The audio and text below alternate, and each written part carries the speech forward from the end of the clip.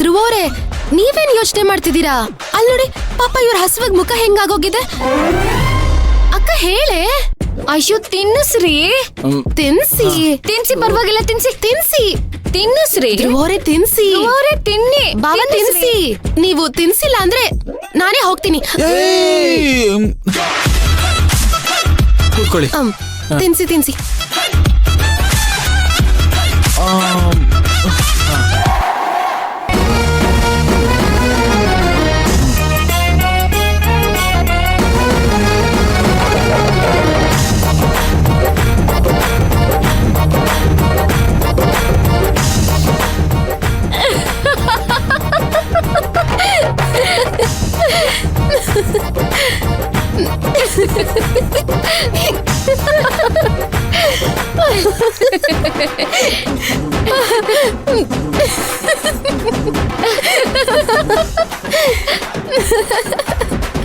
ಅಯ್ಯೋ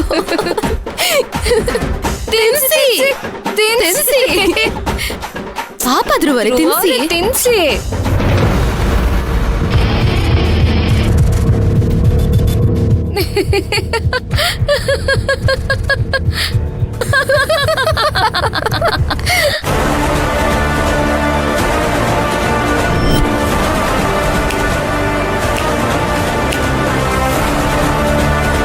ತಿನ್ಸಿ ಬಾವ, ಸಂಬಂಧ ಗಟ್ಟಿ ಆಗುತ್ತೆ. ತಿನ್ಸಿ ತಿನ್ಸಿ.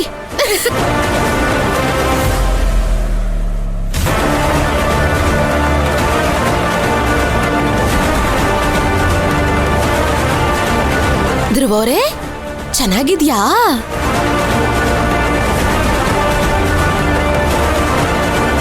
ನೆಮ್ಮದಿಯಾಗಿ ನಮ್ಮನ್ನ ಊಟ ಮಾಡೋಕ್ಕೂ ಬಿಡಲ್ಲ ಅಂತಾರಲ್ವಾ ಅವರು. ನನಗೆ ಅವಮಾನ ಆಗ್ತಿದೆ. ದುಬೈಲ್ ನಾವು ಡ್ರಗ್ ಡೀಲ್ ಮಾಡ್ಕೊಂಡು ಬಿಂದಾಸ್ ಆಗಿರ್ತಿದ್ವಿ. ನಮ್ಮನ್ನ ಈ ತರ ಅಲಿಯೋ ತರ ಮಾಡ್ಬಿಟ್ರಿ ಅವರು. ಅವ್ರು ಮಾತ್ರ ಮದುವೆ ಮಾಡ್ಕೊಂಡು ಹೇಗೆ ಜಾಲಿ ಆಗಿದ್ದಾರೆ ನೋಡು. ನಾವು ನೋಡು ಏನು ಇಲ್ಲದೆ ತಬ್ಲಿ ತರ ನಿಂತ್ಕೊಂಡಿದೀವಿ. ಅರವಿಂದ್, ಅವಳನ್ನ ಸುಮ್ಮನೆ ಬಿಡಬಾರ್ದು ಕಣೋ. ಅವಳು ನೆಮ್ಮದಿಯಾಗಿ ಮಲ್ಕೋಬಾರ್ದು. ಅವಳನ್ನು ನೋಡಿದ್ರೆ ನನಗೂ ರಕ್ತ ಕುದೀತಿದೆ ಬಾಯಿ. ನಿನ್ನಲ್ಲಿರೋ ಅದೇ ಕೋಪ ನನಗೂ ಇದೆ ಬಾಯಿ. ಅವಳನ್ನು ನೋಡ್ತಿದ್ರೆ ಇಲ್ಲೇ ಕೊಚ್ಚಿ ಕೊಂದು ಹಾಕ್ಬೇಕು ಅನಿಸ್ತಿದೆ. ಅನ್ನಿಸ್ತಿದೆ ತಾನೇ?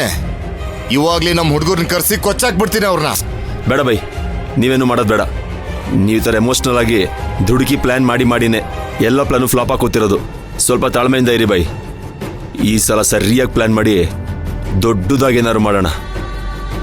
ಅರವಿಂದ್, ದೊಡ್ಡದಾಗಿ ಏನಾದರೂ ಆಮೇಲೆ ಮಾಡುವಂತೆ. ಈಗ ಈ ಕ್ಷಣದಲ್ಲಿ ಅವರು ನೆಮ್ಮದಿಯಾಗಿರಬಾರ್ದು. ಹಾಗೇನಾದ್ರೂ ಮಾಡು. ಅವ್ರಿಲ್ಲಿಂದ ಹೋಗುವಾಗ ಅವ್ರ ಮುಖದಲ್ಲಿ ನಗು ಅನ್ನೋದಿರಬಾರ್ದು. ಅಂಥದ್ದೇನಾದ್ರೂ ಮಾಡು.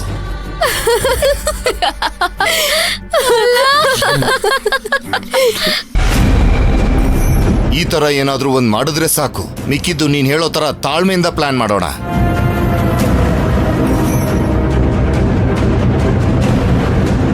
ಇದನ್ನ ನೀ ನನಗೋಸ್ಕರ ಮಾಡ್ಲೇಬೇಕು.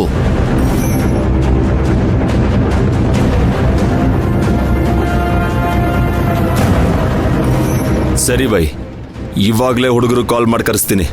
ಮುಂದೆ ಏನು ಮಾಡಬೇಕು ಅಂತ ಅವರೇ ಡಿಸೈಡ್ ಮಾಡ್ತಾರೆ.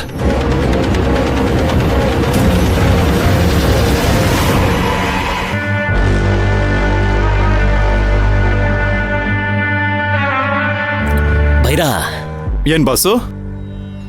ಈ ಮೈನಾ ವಿಚಾರದಲ್ಲಿ ಏನೋ ಮರ್ಮ ಇದೆ ಕಣ್ಲಾ. ಏನ್ ಸರ್ ಅದು? ಕರ್ಮ, ಮರ್ಮ. ಅದು ನಾನೇನಾದ್ರೂ ಇವನ ಹತ್ರ ಈಗ ಮೈನಾ ಗರ್ಭಿಣಿಯಾಗಿರೋ ವಿಷಯ ಹೇಳಿದ್ರೆ ಇವನು ಡೈರೆಕ್ಟ್ ಆಗಿ ನರ್ತನ ಹತ್ರ ಹೋಗಿ ಡೀಲ್ ಮಾಡಿದ್ರೂ ಮಾಡ್ಬೋದು. ಹೇಳಿ ಸಾರ್. ಅದು ನರ್ತನ ಮೈನಾ ವಿಚಾರದಲ್ಲಿ ಏನೋ ಎಡವಟ್ ಮಾಡ್ಕೊಂಡಿರ್ಬೇಕು. ಅದಕ್ಕೆ ನನಗೆ ಗೊತ್ತಾಗಬಾರ್ದು ಅನ್ನೋದಕ್ಕೆ ಏನೋ ಫ್ರಾಡ್ ಕೆಲಸ ಮಾಡ್ತಾ ಇದ್ದಾಳೆ. ಅದೇನು ಅಂತ ನನಗೆ ಗೊತ್ತಾಗ್ತಿಲ್ಲ. ಈಗ ಮೈನಾ ನಿನ್ನ ಹುಡುಕ್ತಾ ಇದ್ದಾಳೆ ಕೊಲೆ ಮಾಡೋದಕ್ಕೆ. ಕೊಲೆ.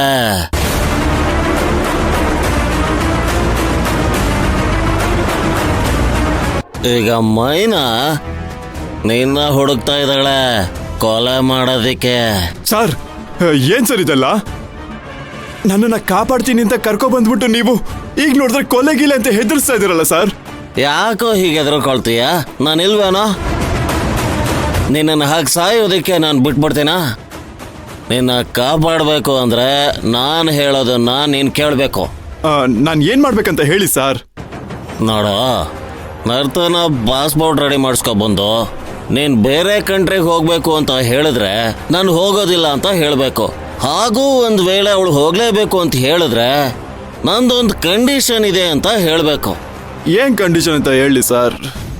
ಅದನ್ನ ಸಮಯ ಬಂದಾಗ ಹೇಳ್ತೇನೆ. ನರ್ತನ ಪಾಸ್ಪೋರ್ಟ್ ರೆಡಿ ಮಾಡಿಸ್ಕೊಂಡು ಬರಲಿ, ಆಮೇಲೆ ಅದು ಏನು ಹೇಳಬೇಕು ಅಂತ ನೋಡ್ಕೊಂಡು ಹೇಳ್ತೀನಿ. ಅಲ್ಲಿವರೆಗೂ ನಾವಿಲ್ಲಿ ಏನು ಮಾತಾಡ್ತಿದ್ದೀವಿ, ಏನು ಪ್ಲಾನ್ ಮಾಡ್ತಿದ್ದೀವಿ ಅಂತ ಇಲ್ಲಿಂದ ಆಚೆ ಹೋಗ್ಬಾರ್ದು. ಅರ್ಥ ಆಯ್ತು ಸರ್. ಅರ್ಥ ಆಯ್ತಾ? ಅರ್ಥ ಆಯ್ತು ಸರ್. ಲೋ, ನೀನು ದೊಡ್ಡ ಖತರ್ನಾಕ್ ಕೆಲಸ ಮಾಡ್ತೀಯ ಅಂತ ಗೊತ್ತಿದ್ರು ಆ ನರ್ತನ ನಿನ್ನ ಕಂಪ್ನಿನಲ್ಲಿ ದೊಡ್ಡ ಪೋಸ್ಟ್ ಕೊಟ್ಟು ಕೂರಿಸಿದಾಳೆ. ಅವಳನ್ನೇ ಯಾಮಾರ್ಸಕ್ ಪ್ಲಾನ್ ಮಾಡ್ತಾ ಇದೀಯಾ. ಅಂಥದ್ರಲ್ಲಿ ನೀನು ನನ್ನ ಸುಮ್ಮನೆ ಬಿಡ್ತೀಯಾ? ಏಯ್, ಏನೋ ಯೋಚನೆ ಮಾಡ್ತಾ ಇದೀಯಾ? ಏನಿಲ್ಲ ಸರ್, ಮುಂದಿನ ರೌಂಡ್ಗೆ ಹೋಗೋಣ ಅಂತ ಯೋಚನೆ ಮಾಡ್ತಾ ಇದ್ದೆ. ಹೋಗೋಣ, ಮುಂದೆ ಮುಂದೆ ಹೋಗೋಣ, ಜೊತೆಯಾಗಿ ಹೋಗೋಣ. ನೋಡು, ಇನ್ಮುಂದೆ ನೀನು ಆಫೀಸ್ ಅವರ್ಸಲ್ಲಿ ಫೋನ್ ಮಾಡಬೇಡ. ಅವನಿದಾನಲ್ಲ, ಅರವಿಂದಂಗೆ ನಮ್ಮ ಮೇಲೆ ಡೌಟ್ ಬಂದಿದೆ. ಭಾರಿ ಹುಷಾರಾಗಿರ್ಬೇಕು. ಹಾಕೋ. ಸರಿ ಸರ್.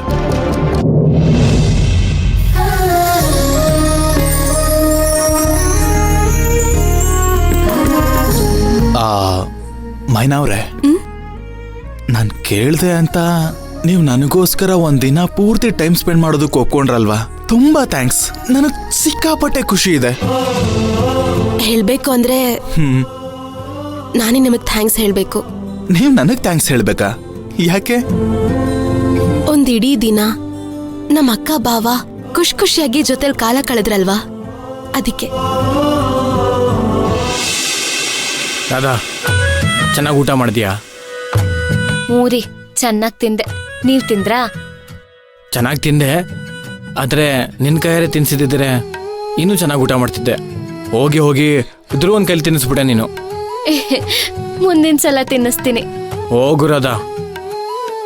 ನೀವ್ ಹೇಳ್ದಾಗ ಒಂದಿಡೀ ದಿನ ನಮ್ಮ ಅಕ್ಕ ನಮ್ಮ ಬಾವನ್ ಜೊತೆ ಕಾಲ ಕಳಿಬೋದು ಅಂತ ಅನ್ಕೊಂಡೆ. ಅದಕ್ಕೆ ನಾನು ಇದಕ್ಕೆ ಒಪ್ಕೊಂಡಿದ್ದು. ರಾಧಾ,